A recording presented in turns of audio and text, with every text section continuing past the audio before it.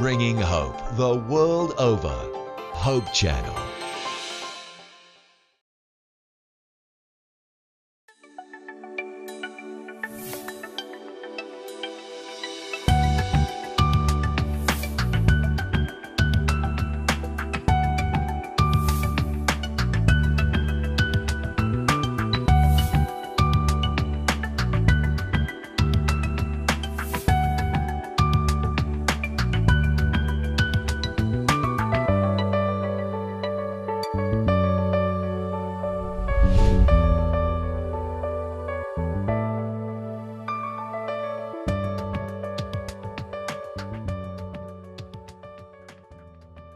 Masaya at maligayang mga oras ng ating pag-aaral ng mga katotohanan na hangos sa banal na kasulatan. Ito po ang ating pag-aaralan sa oras na ito, ang pagpapatuloy ng sirhing ang banal na salita ng Diyos.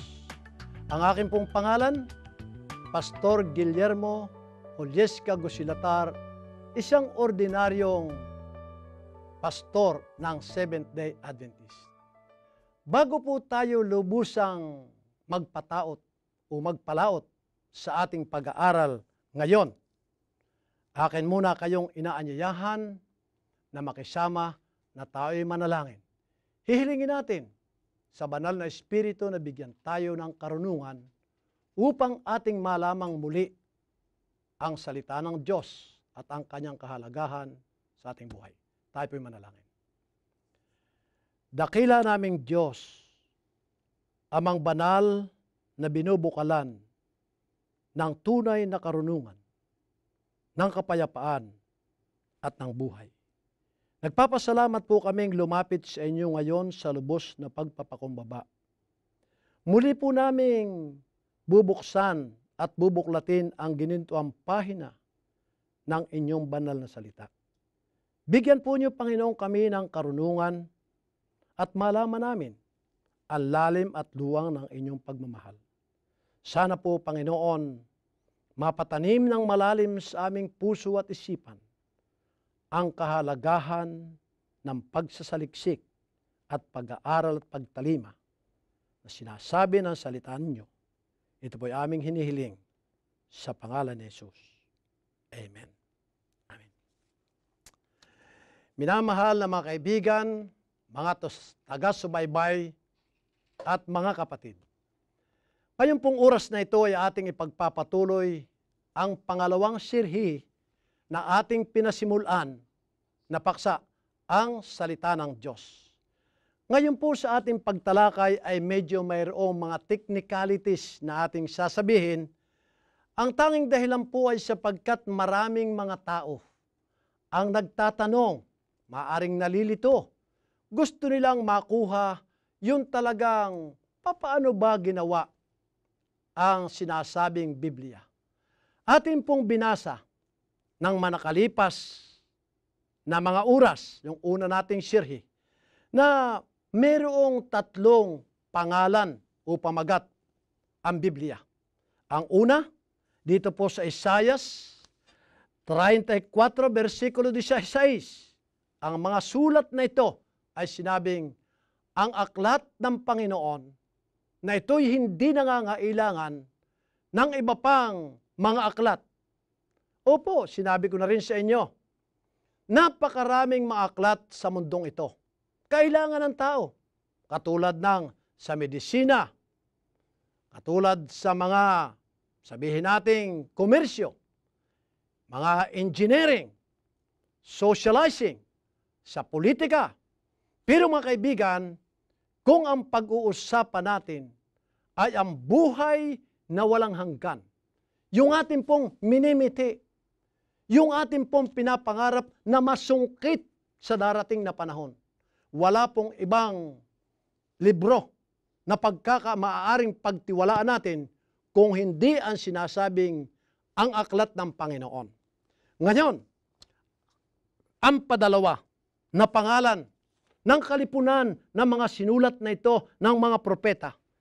1 Tesalonica, Kapitulo 2, versikulo 13. Ang salita ng Diyos. Ang ibig sabihin nito, ang mga salitang ito ay galing sa Diyos. Number 3, 2 Timothy 3:16. Ang wika dito ay ang banal na kasulatan. Mga kaibigan, ang tanong dito ay, paano nga baga napapunta sa ating kamay? Ang background, sinabi ko na sa inyo, nagkasala ang tao, napawalay ng malayo sa Diyos, kaya nga't gumawa ang Diyos ng paraan na tayo ay kanyang maabot, nang tayo ay hiwalay na sa Kanya. Nang dahilan sa tayo ay nagkakasala, at habang lumalaki at dumadami ang ating kasalanan, ay napapalaki naman ang pader ng paghiwalay. Mahal tayo ng Diyos, gumawa siya ng paraan. Kaya nga't itong mga kalipunang ito ng kanyang mga sinabi sa kanyang propeta ay kanyang iniutos na isulat. Pagkatapos isulat, ang wika'y ipadala mo sa 7 iglesia sa Asia Minor at mula doon, humantong sa atin. Noong unang panahon, ang mga legal na mga tao, sa legal na mga usapin at dokumento, kahit na doon sa mahalagang mga pagninegosyo, kalatas na mga hari, ayon po ay sinusulat doon sa materialis na ang tawag ay papyrus. Scroll or rolls or papyrus. At yung pong pangsulat mismo, ang tawag doon ay stylus. Huwag po kayong bibitiw. Makinig po kayong mabuti. Ito ang resulta ng ating research. Doon po sa mga isinulat sa papyrus na yan, yung pong papel, kumbaga, o materialis na pinagsusulatan ng mga propeta ay di ang tawag ay papyrus. Yung po ay makukuha lamang doon sa lugar na kung tawagin ay Biblos. Yun po ay one of the Phoenician ports. Ang mga negosyante doon po inilalagay ang lahat na ngayon at doon bumibili o umaangkat ang mga tao. Yung pong lugar ay Biblos. Nagkataon na yung pong salitang Biblos sa Griego, ang ibig sabihin po ay nahahati sa dalawang salita, bay at saka blos. Yung pong bay, ang ibig sabihin ay dalawa. Kaya po mayroon tayong kung tawagin ay bicycle, ang dalawang gulong. At yung pong blos ay box. Kaya kapag ating pinagsama yung Biblos na yun po naman in honor of that place, ang ibig sabihin ay dalawang aklat at sang-ayon po sa matatalino na nagsipagsunog ng kanilang mga pilik at kilay sa pagsasaliksik ng salita ng Diyos at mga dokumentong pangrelihiyoso. Ipinasiya po nila na technically ipangalan ay Bible. Ang ibig sabihin ay ito ang salita ng Diyos. Ito po ang banal na kasulatan. Pero ang nakapagtataka nga po, itong salita o katagang Biblia ay dito lang natin mababasa. Dito lang sa pabalat. Yung po kasing sinasabing palaman dito ay wala yung Biblia. Pero ang laman nito ay yung kasulatan. Ito po ay inilagay lamang technical na nagkataon lamang na yung lugar na pinanggagalingan ng mga papyrus ay Biblos in honor of that place. Sinabi po at kinuhang Biblia. Kaya yun po ang nangyari. Ang buong banal na kasulatang ito ay mayroong 66 na mga libro na sinulat ng mga propeta. Yung pong matandang tipan ay nagpapasimula sa Henesis. Henesis, Exodus, Leviticus, Number, Deuteronomy, Joshua, Judges, Ruth, hanggang sa sinasabing Malakias. Yun po ang matandang tipan. Yung po naman bagong tipan ay magpapasimula sa Mateo, Marcos, Lucas at matatapos sa Apokalipsis. Nang pagsamahin po ang dalawang ito po ang nagpapaloob dito na kabuuan ay ang sinasabing ang banal na kasulatan, ang salita ng Diyos o aklat ng Panginoon at nilalagay na pamagat ang Biblia. Umaasa ko na inyong nakuha ang buong katotohanan kung bakit ang banal na kasulatan ay mayroong pamagat na Biblia. Ngayon, mga minamahal kong mga kaibigan at mga taga-subaybay, ating muling ripasuhin. Bakit nga ba ito ay nasulat? Papaano? Alright? Binasa natin sa Apokalipsis Kapitulo 1, versikulo 1 hanggang 3, ang mahalagang proseso kung papaano ang kalooban ng Panginoon, ang katotohanan ay dumating sa buhay ng isang makasalanan. Ang Apokalipsis ni Jesucristo na ibinigay ng Diyos sa Kanya upang ipahayag sa Kanyang mga alipin sa makatuwid ay ang mga bagay na nararapat mangyaring madali at Kanyang ipinadala at ipinaalam sa pamamagitan ng Kanyang mga anghel sa Kanyang mga alipin, lalo na si Juan. Ngayon, ang Diyos Ama ay may ibig sabihin. May mensahe sa mga makasalanan. Ibinigay ng Ama ang mensaheng ito sa Kanyang anak na si Jesucristo. Pagdating sa Kanyang anak na si Jesucristo ay ibibigay sa Kanyang mga anghel. Pagdating sa mga anghel, sa pagkasi ng banal na Espiritu sa mga propeta, malalaman nila ang kalooban ng Diyos. Ngunit, gusto kong ito'y inyong pansinin.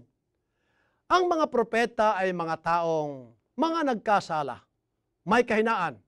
Gusto kong idiin dito na hindi tayo naniniwala doon sa sinasabing inspirasyon, oral inspiration. Ang kinasihan po ng Diyos ay yung mga tao at sila ay nagsalita, sila ay sumulat na inspirado ng banal na Espiritu, pero mayroon din pong pagkukulang. Huwag kayong mawawalan ng tiwala. Ipagtatapat ko na sapagkat ang ating pong pag-aaral ay katotohanan, kinakailangang hindi tayo dito magsisinungaling. Ang mga taong mga propeta ay meron din pong kahinaan. Kaya lang ang pagkakaiba sa atin ay sila ay inspirado ng banal na Espiritu. Ano ang ibig sabihin? Gagamitin nila ang sarili nilang mga salita. At maaaring may pagkukulang pero ang diwa ng kanilang mensahe ay galing sa kalangitan. Mga minamahal kong mga kapatid, mga kaibigan at taga-subaybay, marami rin ang nagsasabing, paano nga? Mula sa Ama, sa Anak, sa mga anghel, banal na Espiritu, pagkatapos ay sa mga propeta at makakarating sa katulad natin. So, yun po ang proseso. Kaya sila, bagamat sila ay mga taong meron ding pagkakamaling katulad natin, hinirang ng Panginoon na maging propeta, ginamit lang sila ng Panginoon Diyos na sabihin natin ngayon, sekretary ng ating mahal na Diyos. Alam po niyo, nakatikim ako pagiging administrador. Minsan, meron po akong 3, 2 na sekretaryo sa opisina. Ang sasabihin ko sa kanila, "Hi, Miss Secretary, would you please?" Ako po ay makikiusap. "Pakisulat nga nito, Secretary. Ito'y sulat ko sa isang presidente ng company." Ang sekretaryo po ay sa pamamagitan ng aking dictation ay isusulat niya. Pagkatapos ilalagay ang aking pangalan, nakalagay din po yung pangalan niya na siya ang sekretaryong sumulat. Samantala pong ginagawa niya ang tanong, sino ang gumagawa? Ang sekretary. Pero sa oras po na mapapunta sa aking lamisa, pagkatapos ay aking nilagdaan ng aking pangalan. Ang tanong, pagkatapos na ito'y aking malagdaan, kaninong sulat? Naturalmente, sa akin na pong sulat yan. Kahit na sino ang gumawa, basta't inilagay ko ang tatak ng aking pangalan at ang aking posisyon, akin na po yon. Ganoon din ang Biblia. Ang mga sinasabing propeta ay mga sekretaryo ng Diyos at inspirado ng banal na Espiritu, sumulat sila. At ng sang-ayunan ng Diyos, mga kapatid, ang gawa ng mga propeta ay ito ang Biblia, ang salita ng Diyos. Wala na pong pagtatalo dyan. Yan po ang katotohanan. Tanggapin natin na ito'y salita ng Diyos sapagkat tinatakhan. Hindi lang ng kanyang pangalan, doon sa krus ng Kalbaryo'y natigis ang kanyang dugo at ito'y tatak ng pagsang-ayon. Ngayon, sapagkat ito'y nasang-ayunan na at ito'y salita na ng Diyos, mga kapatid, ano ang kahalagahan nga nito sa ating buhay? Atin ngang muling pag-aralan yung sinasabing Roma 15:4. Itong mga salitang ito ang wika'y nasulat sa ikatututo natin upang tayo'y magkaroon ng pag-asa. Bigyan natin ito ng kauntindiin, mga kaibigan. Sa katotohanan, nang tayo po ay magkasala, tayo ay doomed to eternal punishment. Nawala na po tayo ng pag-asa. Ngunit sapagkat tayo ay tinubos ng Diyos, ibinigay ang kanyang salita, nalaman natin ang ginawa ng Diyos sa ating buhay. Kaya nagkaroon tayo ng pag-asa. Dito po natin malalaman na ang Diyos ang dakilang lumikha. Dito po natin malalaman sa Biblia na ang Diyos ang ating tagapagligtas. Dito rin po sa salitang ito ng Diyos, malalaman natin na siya ang ating provider. Siya po ang nagkakalinga. Siya ang nagbibigay ng lahat at lahat sa ating buhay. Kaya mga minamahal kong mga kaibigan, mga taga-subaybay at mga kapatid, magkaroon sana tayo ng tiwala na ating pag-aralan ang aklat na ito.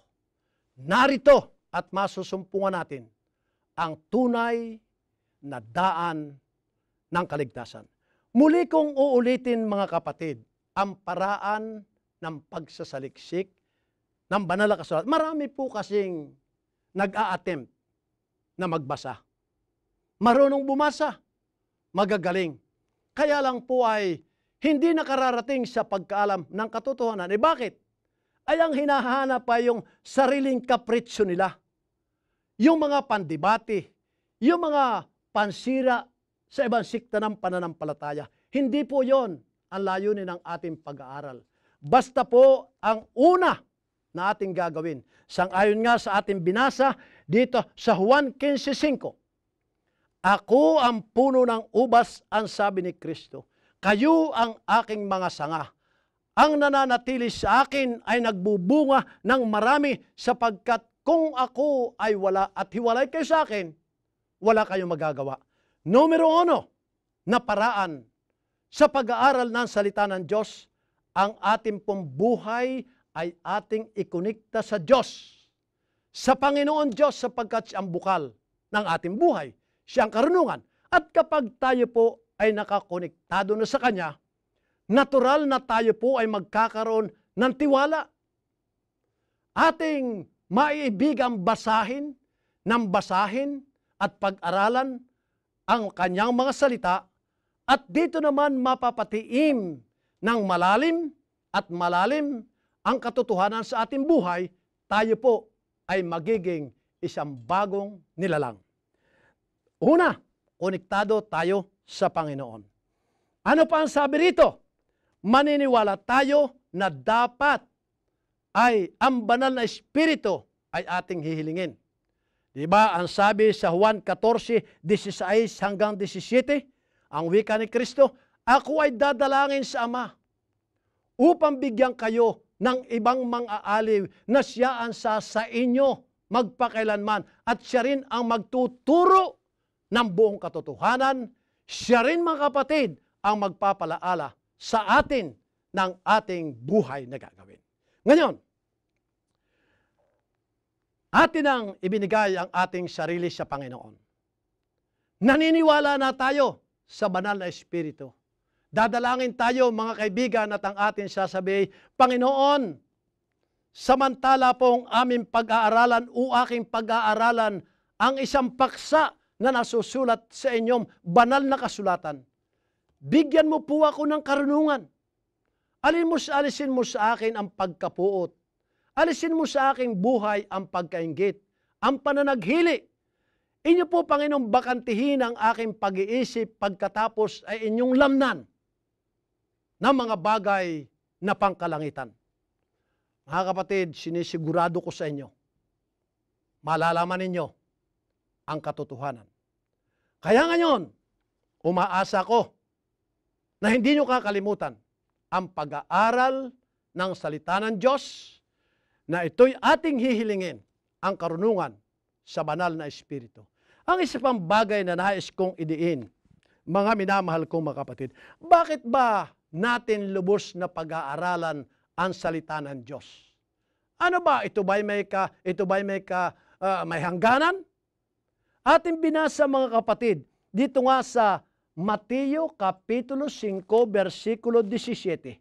Atin ngang muling basahin sa kaliliwanag natin lahat. Huwag ninyong isiping ako'y naparito upang sirain ang kautusan o ang mga propeta.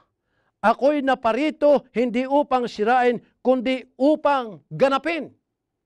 Sapagkat katotohanang sinasabi ko sa inyo, hanggang sa mga wala ang langit at ang lupa, ang isang tudlok o isang kudlit sa anumang paraan ay hindi mawawala sa kautusan hanggang sa maganap ang lahat ng mga bagay. Akin na rin pong nabanggit noong una nating sirhing pag-aaral. Nasabi dito ilan ang tudlok at kudlit sa kautusan. Yung pong kautusan ay bahagi ng salita ng Diyos. Bahagi lang po yun. Doon lang po sa bahagi ay meron pong mahigit na 30 tudlok at saka po kudlit. Ang sabi rito ay, manapay, mawawala ang langit at lupa, pero ang isang tudlok sa salita ng Diyos, lalo na sa kanyang kautusan, ay hindi mawawala. Natural. Ang ibig sabihin nito, tayong mga taong may hangganan, tayong mga taong may katapusan, tayo yaong nagkakasakit, tayong naaksidente, at tayo yung namamatay. Ngunit mga kaibigan, kung tayo ay mag-aaral ng salita ng Diyos, malalaman natin na ang Diyos ay may panukala sa ating buhay. Naalala ko yung aking isang nabasa na istorya. Ito po ay isang dayuhan, anak mayaman, mariwasa ang kanilang pamumuhay. Kaya lang po sa takbo ng kanyang mariwasang pamumuhay, kaya pagka minsan po ang salapi ay talagang malaking tukso. Nagumong siya sa kalayawan. Para bang yung alibughang anak din sa Biblia. Naubos ang kanyang salapi at siya ay nagtago na sa mga yugib doon sa California, USA. At sa kanyang pagtatago doon sa mga bitak ng malalaking bato. Gusto na niyang magpatiwakal. Dati mayaman, pero nagumong sa bisyo. Ngunit hindi siya mamatay. Minsan na hindi siya dalawin ng tulog sa pagtatago. Alam niyo mga kaibigan, parang may isang boses na tumawag sa kanya. Ang sabi, anak, magbago ka. Meron kang maaliwalas na bukas. Ang tao pong ito ay nagbago. Nagpasyang itigil ang druga. Nagpasyang itigil ang kalayawan. Nagbago po siya. Alam po ba niyo mga kaibigan ngayon? Siya po ay isang napakagaling na preacher of this modern age. Makikita niyo paminsan-minsan kapag kayo nagpatuloy ng pagsusubaybay sa pag-aaral natin. Binago ito. Hindi lamang po siya daan-daang mga tao, mga kababayan natin, galing din sa ibang bansa, mga kaibigan, na nabago ang kanilang buhay ng pagsasaliksik ng salita ng Diyos. Alam po ninyo, akin palang sasabihin sa inyo rin, na ang salita ng Diyos ay para sa lahat ng mga tao. Nag-aral at hindi nag-aral, mayaman at mahirap, nasasakop ng salita ng Diyos. Kapagkat ang gusto ng Diyos, lahat ay magsisi at maligtas. Mga minamahal kong mga kaibigan, mga kapatid, at mga taga-subaybay, narito ang pagkakataon upang tayo ay magbago. Gusto kong sabihin sa inyo, ang Biblia ang matandang tipan mula sa Henesis, Exodus, Leviticus, Number, hanggang sa Malakiyas, ay sinulat po ito sa salitang Hebreo. Yung po ay Aramaic. Ngayon, yung po namang bagong tipan mula sa Mateo, Marcos, Lucas, hanggang sa Apokalipsis, ay sinulat po naman sa Griego. Pagkatapos na itong dalawang ito ay pagsamahin, pareho pong ang lahat ng Biblia mula sa Henesis hanggang Apokalipsis ay inilipat na sa salitang Griego, pagkatapos ay sa Latin. Kaya makikita nyo ang progressive understanding how the Bible was given to us. Pagkatapos po sa Latin, ito po ay inilipat sa Ingles. At mula sa wikang Ingles, inilipat na po ito sa iba't ibang mga wika ng pangmundo at inilipat din sa mga different dialects, sa mga local dialects. At ngayon po, naglipana na sa balat ng lupa ang mga versions ng banal na kasulatan. Pero, sa ating pong pag-aaral at ang irirekomenda ng inyong abang lingkod, sa inyo na nagpapasimulang magsaliksik ng salita ng Diyos, irirekomenda ko po sa inyo na kayo ay bumili ng Biblia kung sa Ingles ay yung pong King James Version, 1911. Yung po ang, kumbaga, yan ang pinakamaraming maaring pagtiwalaan natin na yan ang original translation sa Ingles.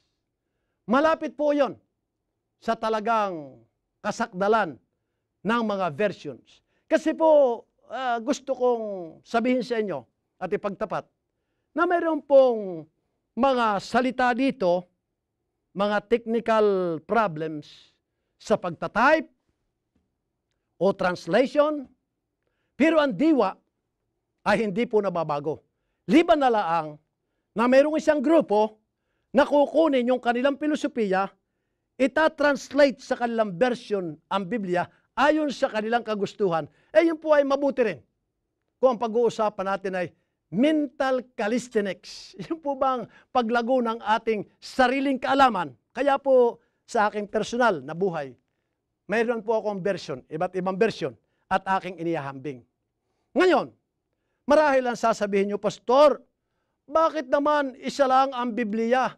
Marami nga mga version. Dapat sana ay hindi na nagkakaroon pa ng maraming sikta ng pananampalataya sapagkat isa naman talaga ang Biblia. Ano ba talaga ang lihim dito kung bakit marami pang sikta ng pananampalataya, yayamang isang Biblia naman ang ginagamit? Simple lang po yan. Kung tayo po ay mag-aaral ng salita ng Diyos, ibibigay muna natin ang ating sarili sa Panginoon. Huwag po tayong gagawa na ating kukunin yung mga gusto na lang natin dito, pagkatapos mag-grupo-grupo tayo at tayo magtatayo ng sarili nating samahan. Hindi po yun eh.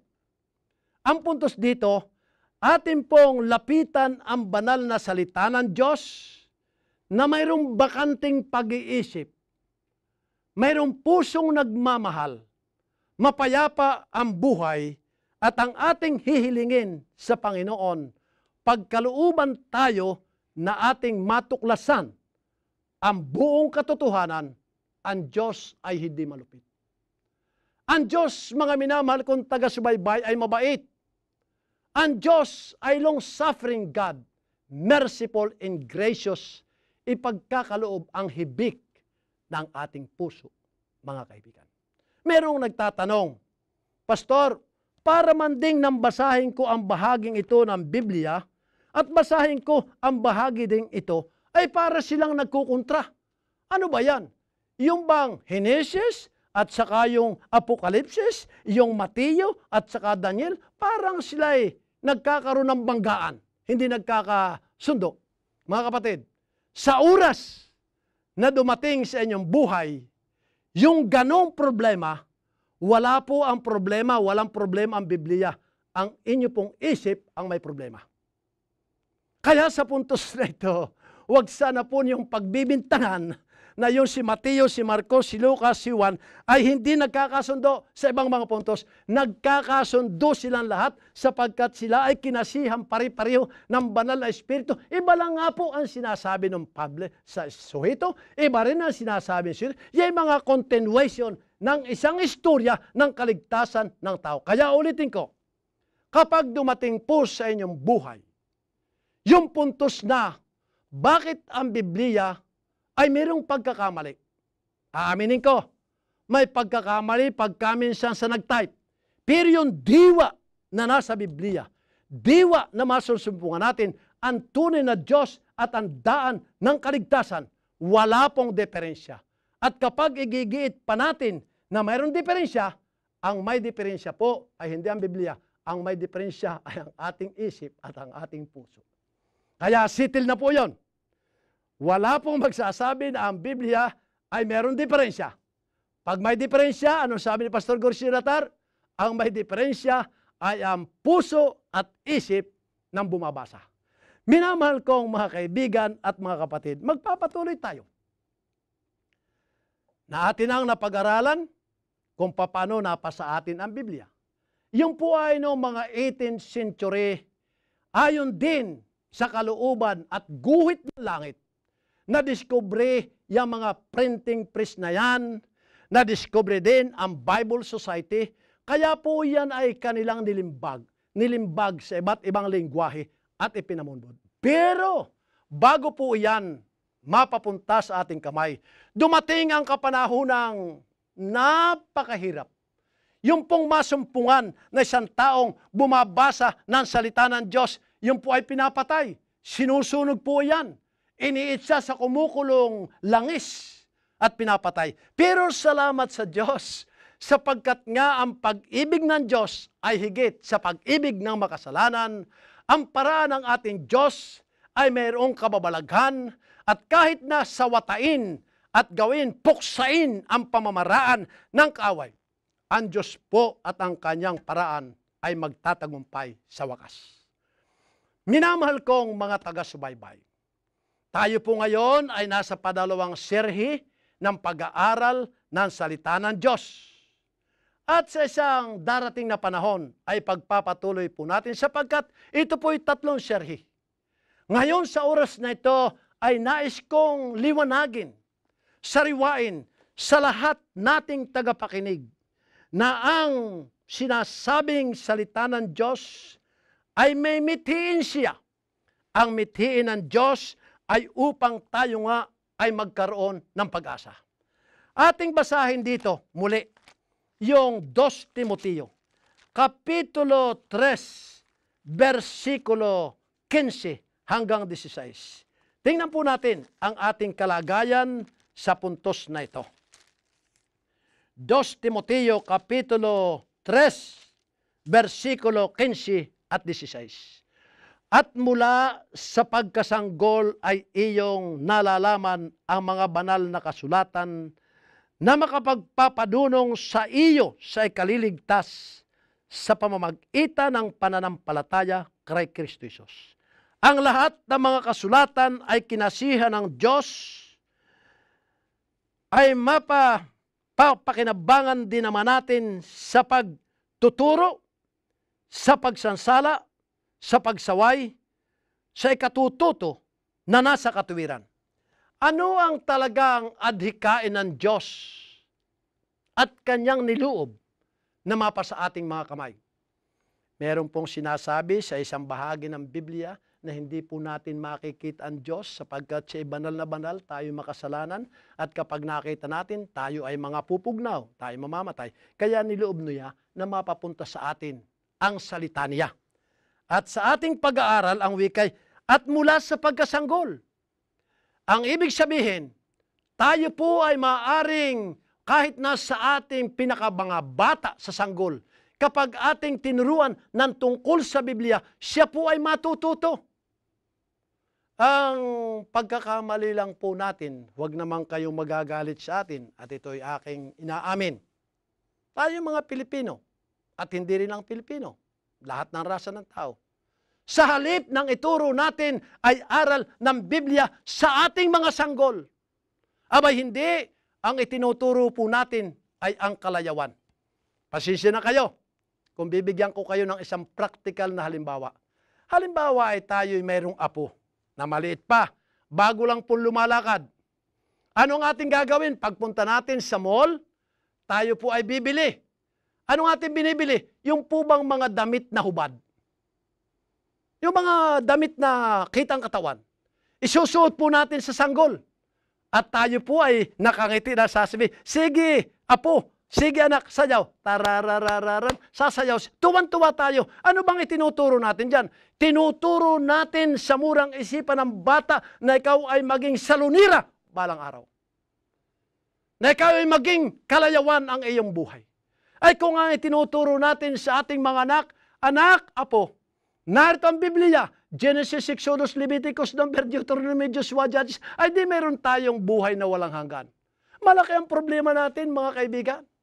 Kaya dapat natin talagang masinop na pag-aralan ang salita ng Diyos. Bakit? Ang sabi rito, mula sa pagkasanggol ay iyong malalaman ang mga banal na kasulatan at iyong wikay, ikaw ay sasansalain, ikaw ay ituturo sa iyo.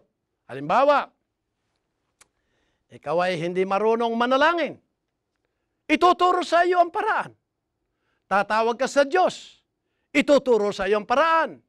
Kung ikaw naman ay isang pakialamin, nagnanakaw ka, abay dito, sasansalain ka na Diyos. Anak, itigil mo yan. Alisin mo ang masamang ugali.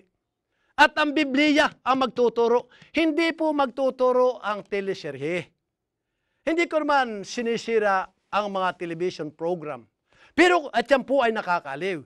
Pero kung pag-uusapan ay kaligtasan natin lahat.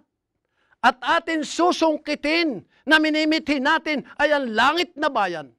Mga kapatid, Biblia ang tanging paraan.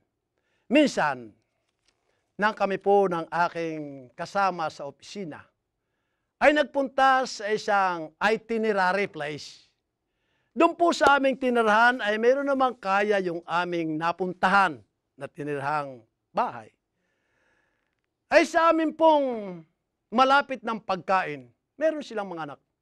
Abay nag-away ang magkapatid.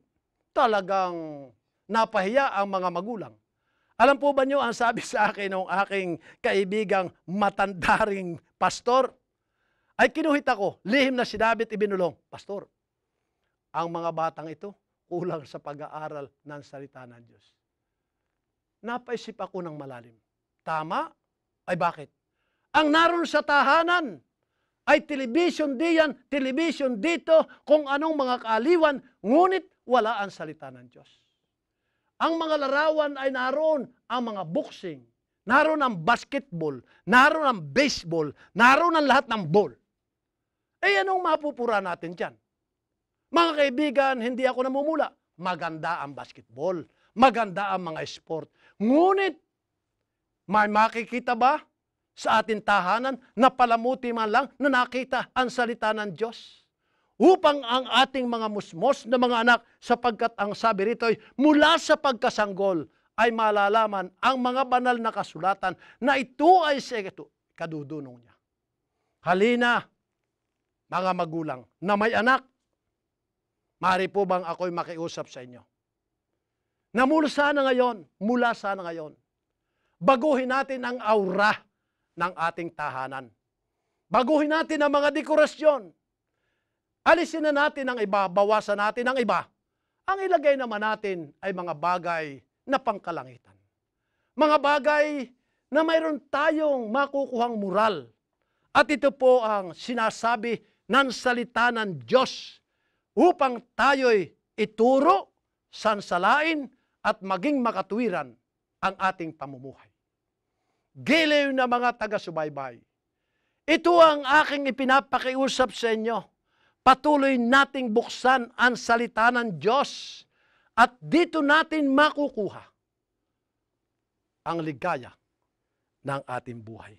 Ano pa sabi rito? Mga awit 119, versikulo 105. Ang salita mo'y ilawan sa aking mga paa at liwanag sa aking landas. Sa maniwala kayo at sa hindi, mga giliw na taga-subaybay. Tayo po ngayon ay naglalakbay. Mula sa magulong sanlibutan, ang ating nirurumbo ay ang langit na bayan na kung saan naroon ang Ama na nagmamatiyag sa atin. Ang wika rito, ang salita mo'y ilawan sa aking mga paa at liwanag sa aking landas. Ang Biblia, ang aklat ng Panginoon, ang banal na kasulatan, ang ating liwanag, ang ilawan sa ating mga paa at liwanag sa ating landas. Mga kaibigan, merong isang tunay na pangyayari. Nais kong istorya sa ating pagtatapos. May isang mag-ama. Ang sabi sa kanyang anak, "Anak, gising ka magang-maga. Tayo ay pupunta sa bukid. Tayo ay mangunguha ng mga kahoy upang tayo gumawa ng isang maliit na kamalig." O sa pagpunta nila sa bukid, umuulan, malakas ang hangin, masama ang panahon, ay umaakyat siya sa bundok. Ang sabi ng ama na nauuna, "Anak, mag-ingat kang mabuti. Ang iyong mga mata, ititig mo sa akin. Ititig mo sa aking mga paa. At doon sa mga yapa ko'y ikaw ay yumapak sapagkat sa pagpunta mo doon, ikaw ay maliligtas, hindi ka mahuhulog." Mga kaibigan, kung yun ay totoo sa mag-amang iyon, na hindi nadupilas ang bata sa pagsunod, tayo namang mga tao'y nabubuhay ngayon at tayo ay umaakyat sa bundok ng pagsasakripisyo sa ating buhay. Nariyan ang mga new generation. Nariyan sa ating hulihan ang mga kabataan. Ang wika niya, "O mga magulang, o mga professional, o mga leaders, lalim-laliman naman ninyo ang inyong mga yapak sapagkat sa mga yapak nyo'y mabubuhay kami."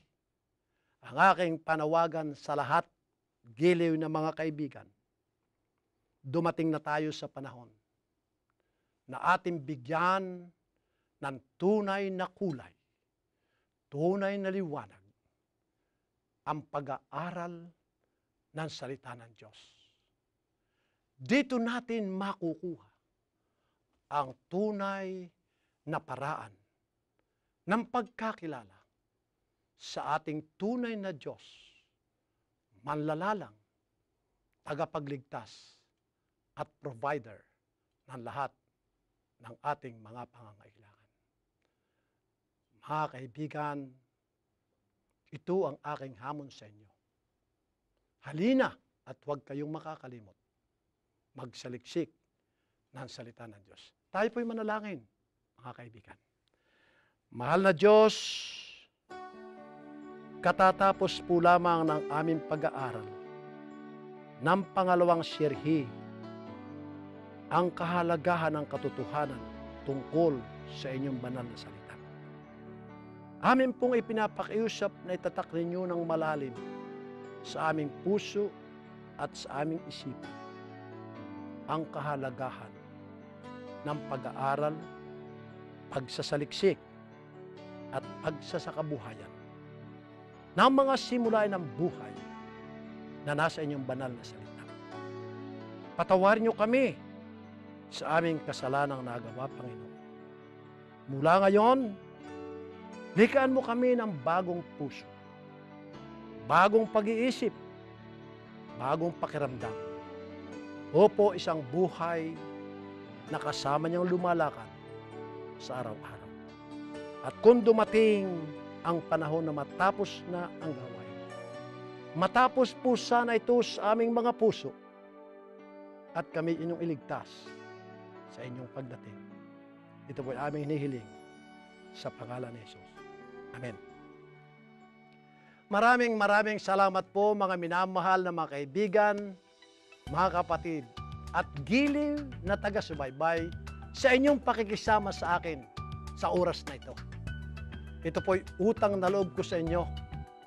Ngunit sa susunod po, na yugto ng ating pag-aaral ay umaasa kung kayo po ay nariyan pa rin. Maaari po bang ako'y makiusap na kayo ay mag-imbita upang marami pang mga televiewers ang makinabang sa ating palatuntunan. Ang ating pong palatuntunan ay Everlasting Gospel television program. Sa Tagalog ay ang walang hanggang ibanghilyo na programa sa telebisyon. At ito po ay sponsored ng nagmamahal ninyong kaibigang mga Seventh-day Adventist around the world. Maraming salamat po sa inyong pagsubaybay. Pagpalain kayo ng mahal na Diyos. God bless.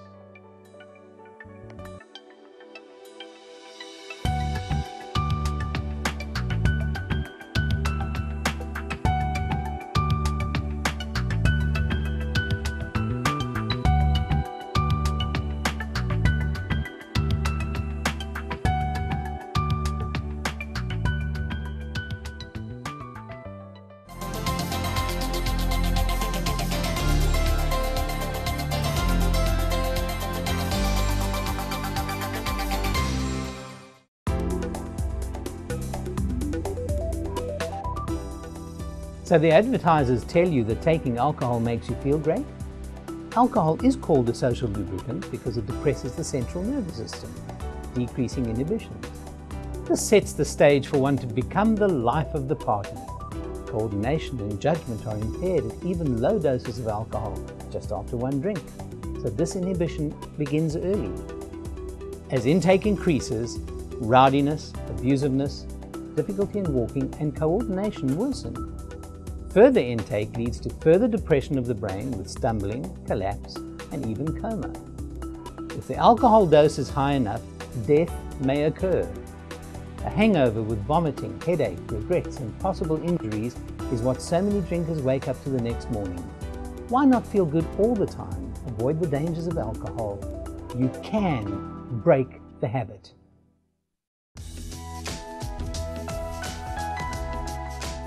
What can a couple do to overcome infidelity, especially when someone is having difficulty trusting again? Affairs usually happen when one of the spouses feels that his emotional needs are not being met. Men and women are different. Women need affection. Men need sex. The quicker they realize what the needs are and meet those emotional needs, the easier it's going to be to negotiate marriage. Definitely. And since infidelity causes a compromise of trust in the relationship, it's important for the person who has caused the offense to be accountable and to behave in a way that shows that they're remorseful and that they don't want to ever get into these behaviors again. So seek help from a professional counselor and ask God to help you rebuild the trust in your relationship.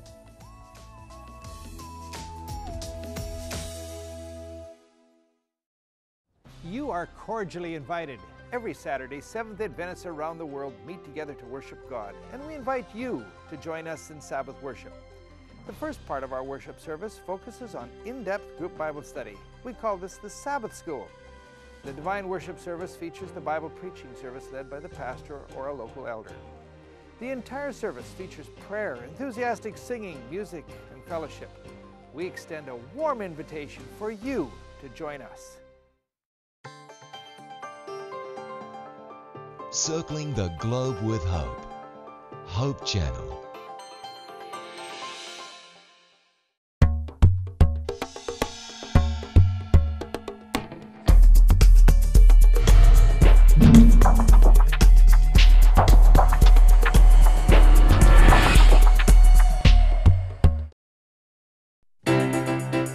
From the 7,107 islands of the Philippines comes our sun-kissed warm congratulations to Hope Channel's newest milestone.